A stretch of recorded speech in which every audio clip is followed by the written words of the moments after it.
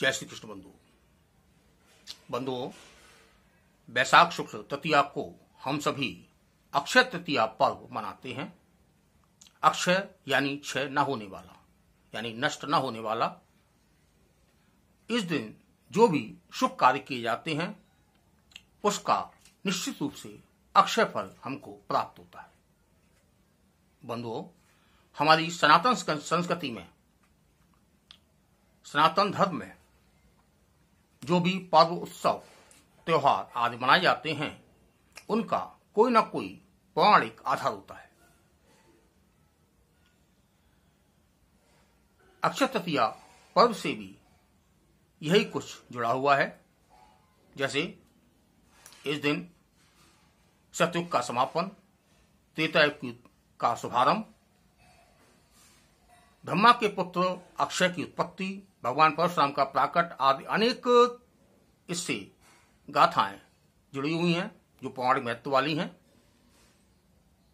इसके अलावा हमारे जो पर्व मनाए जाते हैं उनका एक कारण मौसम यानी ऋतु, और इसके अलावा जो कृषि उत्पाद, जो खेती के बाद जो नई फसल आती है उसको आधार मानते हुए भी उत्सव मनाए जाते हैं। बंधुओं, अक्षय तृतीया का पर्व ग्रीष्म ऋतु के आने यानी अपने चरम पर पहुंचने से पूर्व मनाया जाता है। इस दिन भगवान को चंदन का लेप किया जाता है।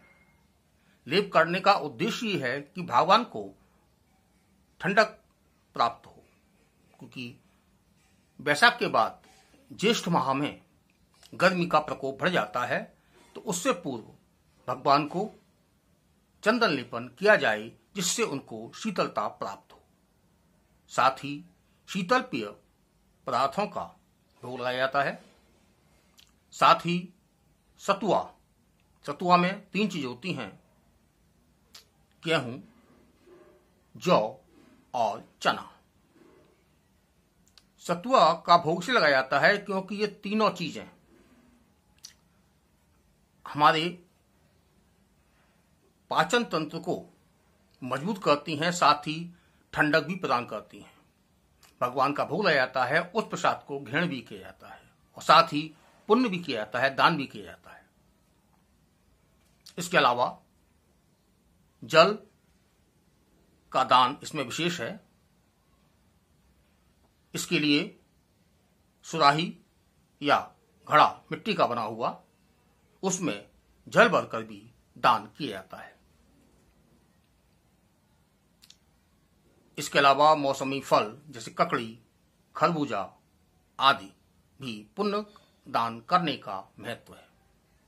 इसमें जो भी सामग्री दान पुण्य की जाती है वह सभी शांति और ठंडक प्रदान करने के लिए है, क्योंकि खीरा, ककड़ी और खरबूजा आदि में जल की मात्रा अधिक होती है जो हमको ठंडक प्रदान करते हैं। इसलिए वह पुण्य भी किया जाता है और उसको स्वयं इस्तेमाल भी किया जाता है। बंधुओं, हम देखते हैं कि सभी मंदिरों में उस दिन ठाकुर जी को चंदन का लेप किया जाता है और उनको ठंडक युक्त फूलों से बंगला बनाया जाता है और उनको शीतलता प्रदान की जाती है। साथ ही शीतल पेय, शरबत आदि का भोग लगाया जाता है। बंधुओं, मान्यता है कि अक्षय तृतीया को सोना खरीदना शुभ माना गया है। आज के दौर में जैसे कि लॉकडाउन चल रहा है, संभव नहीं होता है, तो ऐसे में कोई भी पीली चीज अवश्य खरीदी जाए, वह भी शुभ फलदायी होती है। वैशाख माह में भगवान विष्णु की आराधना श्रेष्ठ मानी गई है। अक्षय तृतीया को विष्णु और लक्ष्मी जी की उपासना आराधना करने से उनकी कृपा प्राप्त होती है। बंधुओं, अक्षय तृतीया स्वयं सिद्ध मुहूर्त है। किसी भी कार्य के लिए अगर कोई मुहूर्त ना निकल पाए तो उस परिस्थिति में अक्षय तृतीया को कोई भी शुभ कार्य किया जा सकता है। गृह प्रवेश, दुकान मकान का शुभारंभ, यज्ञोपवीत, विवाह संस्कार आदि अनेक मांगलिक और शुभ कार्य इसमें किए जा सकते हैं। इसके लिए किसी भी मुहूर्त की आवश्यकता नहीं है, यह स्वयं सिद्ध मुहूर्त है।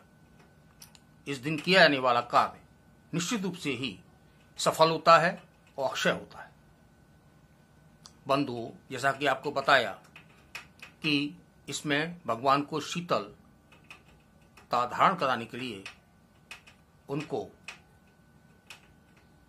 चंदन का लेप करें, शीतल पेय का और मौसमी फलों का भोग लगाएं, साथ ही सतुआ का भोग भी लगाएं।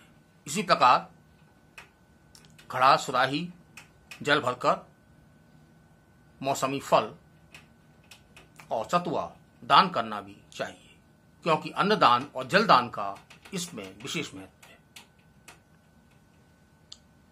बंधुओं, अक्षय तृतीया पर्व के उपलक्ष्य में आप सभी को हार्दिक शुभकामनाएं। जय श्री कृष्ण।